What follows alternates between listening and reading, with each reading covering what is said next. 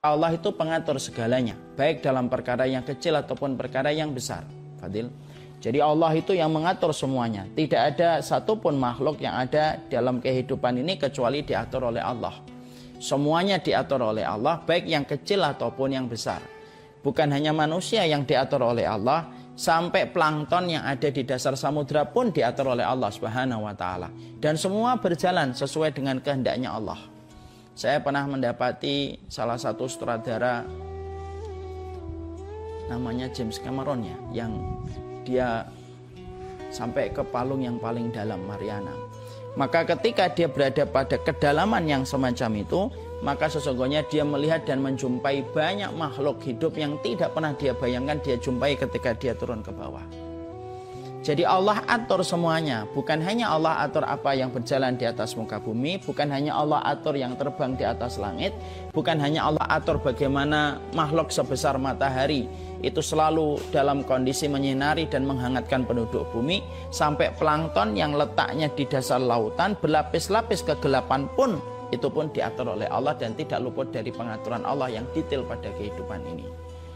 Makanya Nabi Yunus menjadi bukti bagaimana Nabi Yunus itu menjadi sebuah bukti Allah itu ngatur sampai yang paling dalam di bawah samudra itu Allah pun ngatur.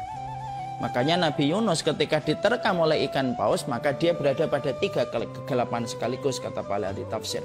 Kegelapan dalam perut ikan paus, kegelapan samudra yang begitu dalam, semakin tidak ada cahaya yang masuk, dan yang ketiga berada pada kegelapan malam ketika samudra melewati malam. Dan ternyata pada 3 lapisan kegelapan yang sejatinya kasat mata kita tidak mampu melihat, sejatinya mungkin teknologi harus canggih untuk melihat objek. Kalau berada pada 3 lapisan kegelapan yang semacam ini, ternyata Allah tahu. Dan Allah yang mengetahui bahwasanya di dalam perut ikan paus itu ada Yunus. Dan ketika Allah menjumpai Yunus senantiasa berzikir untuk meminta pertolongan kepada Allah, Allah yang memberikan perintah kepada paus untuk memuntahkan paus sampai Yunus selamat ketika Allah menginginkan keselamatan bagi Nabi Yunus. Dan itu menunjukkan bahwasanya Allah pengatur yang terbaik. Tidak ada yang luput dari pengaturan Allah, sampai yang besar ataupun yang kecil. Detail semuanya itu diatur oleh Allah Subhanahu wa taala. Makanya dalam satu riwayat Tirmidzi disampaikan Nabi Yunus ini merupakan salah satu nabi yang memiliki sebuah zikir yang diridhoi oleh Allah. Zikirnya Nabi Yunus itu la ilaha illa anta subhanaka inni kuntu minadh dhalimin. Ketika Nabi Yunus selalu berzikir pada satu tempat yang biasa dijadikan Nabi Yunus untuk berzikir pada tempat itu. Sampai pada satu waktu Nabi Yunus berzikir ketika beliau diterkam oleh ikan paus, para malaikat itu melaporkan kepada Allah.